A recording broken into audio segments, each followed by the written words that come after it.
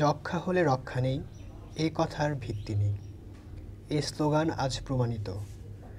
সামাজিক প্রতিবন্ধকতাকে পেছনে ফেলে সবাই এখন এই নিরাময়যোগ্য রোগ নির্মূলে একতাবদ্ধ।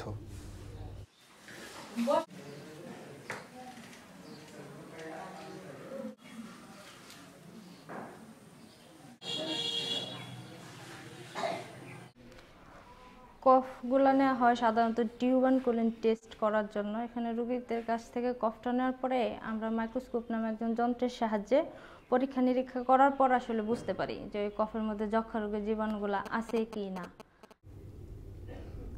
নিয়মিত ফুল কোর্স ওষুধ খেলে যক্ষ্মা ভালো হয়।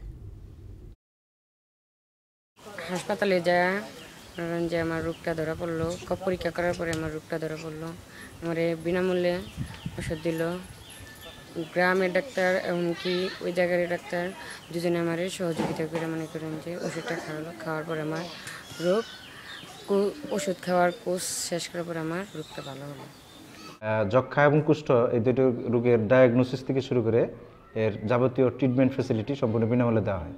এলাকার জামালপুর সদরের 6টা ইউনিয়নের এখন পর্যন্ত 117 জন রোগী চিকিৎসা পাচ্ছে। এভারেজ 27 থেকে 30-32 জন পেশেন্ট পুরান রোগী যারা ওষুধ খাইতেছে এরা, এবং নতুন রোগী গড়ে 10 থেকে 12 জন নতুন রোগী পরীক্ষার জন্য কফ পরীক্ষার জন্য আসতেছে।